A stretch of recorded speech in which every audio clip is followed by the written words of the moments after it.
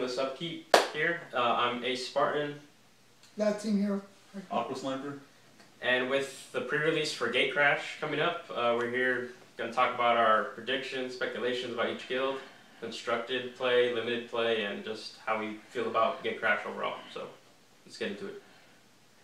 Well, as Gatecrash as a set, I feel that it's towards the limited player. People that play drafts or sealed events. There's a lot of cards that are sealed only, specifically. Instead of constructed, I'm more constructed player. So, yeah. I think it's a little weaker. When I saw a spoiler, I thought it was a little unfair for the other 5 guilds in Gatecrash because the first 5 guilds in Return to Ravnica all got a uncountable cycle, and all the uncountable spells were like utility spells. Like it was a cranial extraction, a counter spell. Like all the spells they're just utility. They're not too powerful, but they just bring a lot of they just bolster any deck because the uncountable is so powerful. Instead, they replaced it with a X. Yeah. Like it's a color X spell. I don't think they're. I mean, they're good. There's a lot of them. Like the Boros one is good. Simic one has a good ceiling, but they're just not. They're not utility and they're not uncounterable. And then I also felt bad for them, the 5 guilds in Gatecrash, because they lose out on the uncommon hybrid drop. Yeah, the 1 drop. I thought it was very important for the Return to Ravnica guys to get those. Instead, the Gatecrash 5 guilds, they didn't get that. Instead, they got cycles were the 7 drop. The Primordials. I understand it's for the EDH crowd, but that's what EDH summer sets are for. So I got a little upset when I saw that. That's my thoughts. Yeah, overall, like, it kind of sucks because, like, 2 of my favorite guilds are in here with, Orzhov and Boros, and even Simic was pretty fun. But it just seems weaker overall. I mean, it's not that it's a bad set, but Return to Ravnica was just so good. Like, there's just so many cards in that set that are just so good to play in the deck. Yeah.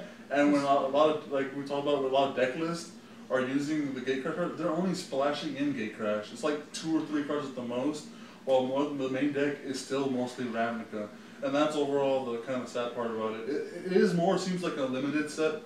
It seems more, and I guess it might make sense because what they said about with Dragon Maze is that we're going to have, for the seal, it's going to be 2/2/2, and they're all going to work well together. So while Ravnica has the overall good constructed, Gatecrash is really good limited. So I guess they want to do it in the overall kind of like they all work together at the end, but it still kind of sucks overall for now that Gatecrash just seems just weaker, and that just like, kind of sucks. And then what I was also thinking is like Gatecrash, like if you measure a set by its power in eternal formats like Modern and Legacy.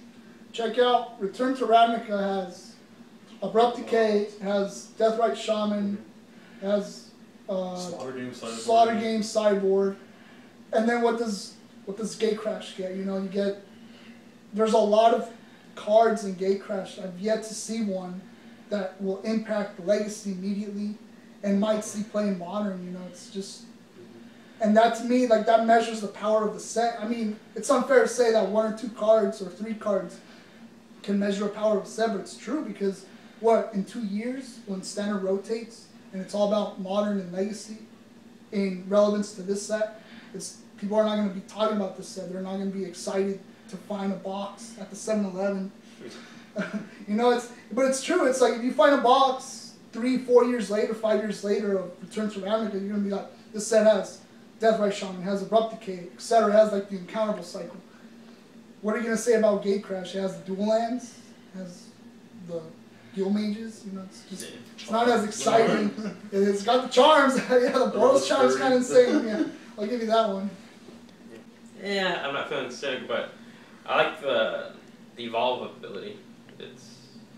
Most of the guys are kind of expensive, but they come in like 1/1s, like the Flux Mage and stuff like that. Yeah, the Flux Mage. Yeah, but if they get big enough and limited, at least, like, you can't stop them unless you're Orzhov.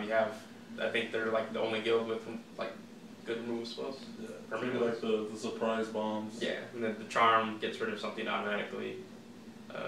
Charm's good. Yeah, there's 6 drop bites everything. But for Simic, most of the features are cool, but I don't find myself playing them in limited at all. It's just a little upsetting that I think Simic got 2 bad rares for their limited environment. One is the unknown, what is it? Unexpected results. That's not a very good card in limited, and that's one rare. You also got another rare that you need 4 copies of them. But Missionary was stolen identity, come on. I guess. I'm just saying, like, Simic's already like 2 rares down the tank, and I know limited's not based on the rares you get, but at the same time when you're playing a sealed deck, not a draft, but when you're playing sealed, and you're cracking open your 6 packs, you expect to see at least 1 or 2 bombs. Bombs are big. Yeah. When you play them, they're gonna do a big difference. Yeah, I mean, if there's the guy that goes Boros, and he opens up his rares, look at his rares, and all their Boros rares are playable limited, whereas if I go Simic, I sit down on my pre-release, I get my 6 packs, and I crack open those 2 rares out of my 6 pack. For the Simic pack, it's going to be very upsetting. It's just, you feel you're already at a disadvantage, even though I have to agree that Simic has probably the 2nd best charm when it comes to limited, because it does everything you want it to. It's a combat trick.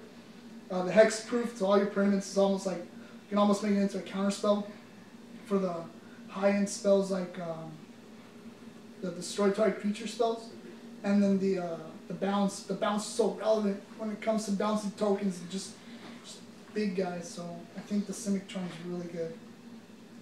Yeah, overall, Simic, when I see it, it kind of looks like a sleeper because it can be really good. Like the evolve, it's gonna take time. Like they come in as small guys, and some of them have relevant abilities like Fathom Mage. I mean, every time you evolve, you can draw a card. Like in limited, draw power it's if you get card advantage over someone, that can really matter. But the thing is that you have to be careful when you make an evolve. Like if you have too much evolve, they're not gonna be able to evolve because the only good thing about them is it says toughness and power that come into play. So a lot of them do have like 4 toughness and 0 power, or like 6 toughness and 2 power. It's like it's really cool in that sense, but it's a deck where you really have to look at your curve and have to make sure that when you gotta make sure that your stuff will evolve and get big. But Simic, it looks like it's gonna be a fun guild to play. I don't know if it's how strong it'll be, just because of the fact that it could flop. It could not end up working, but overall I think it'll be fun. And there's also the 0-4, the one with the big backside, the unblockable. Yeah, the unblockable. It's really important because that guy's going to be like the #1 card because he almost evolves every time because he's a 0-4 or like a 1-4. But, yeah, but he also enables evolving because of his backside. When he comes in, he evolves all the little guys, and then but almost every other creature you play is going to be able to evolve him. And I think he's unblockable too. And also he's going to work with Cypher as well, because you can splash in a couple of Cypher cards and then be able to play that again. Yeah, that guy's going to... Gruul, like, when I first saw Gruul, Blood Rush seemed insane. Like, for limited, I'm never much of a Gruul fan because I'm not really a fan too much of red. But when I saw that, I was actually thinking, should I really go Gruul day 1 just because Blood Rush seemed fun? Like, the fact that you can make any of your creatures into uncountable buff is insane. And also, if it has First Strike or Trample, any of that, it gives it to the creature as well. That, like, overall, I think Blood Rush is going to be really good limited. It's going to be really good limited. The only thing to be careful of is, when do you Blood Rush? And this creature with Blood Rush, do I play it or keep it in my hand? Because you need creatures in play to be attacking to Blood Rush, but at the same time you want some of them in your hand to pump up really big. That's going to be, I think, the key part where it's going to be kind of hard. But with limited, most time you want mostly creatures in your deck anyways, so I think it should be fine. But I think Blood Rush is going to be an overall like surprisingly good guild to play in sealed. Yeah, Gruul's scary. Like when you look at a set and you think, okay, what's the one guild I don't want to face? And to me, it's Gruul because they have the most combat tricks. They have really aggressive guys. I think one of the biggest sleepers in the set, I haven't mentioned, is the Wreckage Org. He's 4 colorless red for a 3/3 double striker, but its Blood Rush ability is 3 colorless red, and he gives target attacking creature +3/+3 and double strike. So, imagine this scenario: you attack with your team, and they block everything except the 2/2. If you Blood Rush that guy, he deals 10 damage for 5 mana. So that's, to me, that's big time reach. In any red deck, if you're red green, red white, I don't care. Like in any red deck, that's 10 damage. That's reach. That's big. So that makes any of your guys scary. That's the thing. That's what's crazy about Blood Rush. It makes any of your tiny guys scary. It makes any, like, they can't, none of those little tiny guys can slip through because they just become burn spells. I love that. It's pretty much just, okay, draw, and I'm going to skip my first main phase, I'm just going to swing. Yep. I have all these cards in my hand, am I going to Blood Rush? Yep. And then people want to be like, oh shit, should I block, should I not? Like, what are you going to do? It's like, you don't even care about main phase 1 anymore, you care about main phase 2 in that sense, because then you play your stuff afterwards. And then after a while, like, let's say you Blood Rush once, twice, eventually it just becomes a bluff. You can just swing. You can swing with your 1/1, no Blood Rush in your hand. They're not going to block it due to the fear of, oh man, if he blush or if he's been caught by that once, he's not going to get caught by it twice, so he's going to be just let him go, okay? And then you just do a free 1-2 damage, you start poking him down, you know? Yeah, you don't have to have Blood Rush in your hand to make it work. You can bluff it out. I see some cards being played, like Clan Defiance is really good. Yeah, Clan Defiance is good. And for combo decks, Signal the Clans for combo decks. Yep. I think Gruul was already playable and constructed, and now they actually get their guild, which is kind of funny. Now they get their dual land. Now they have like all these tools so you can manipulate the combat step. Huntmaster of the Fells just becomes scary now because he just has, like I said, that org. He has the org now, so yeah, you can never let that guy slip through. The rules are going to be seeing some play constructed. Keep in mind though, guys, the Blood Rush, it's not affected by Thalia, so it's an ability. it's an ability, and they can't counter it either. So you cannot. I mean, Blood Rush can go both ways. It might not see any play, but it might see play against the heavy control deck. Yeah, you put down one guy, that little 1/1, the little 2/2, and then you just go to town. And every card you have is a Blood Rush, and the control player can't do anything. He has to answer that little 1/1 because you just keep Blood Rushing him, and that's all power right there. Thalia can't contest it because if she puts her 2/1 body in front of like a 1/1, and Blood Rush for the +3/+2, it's just powerful, and then she can't. Her ability doesn't affect it. So.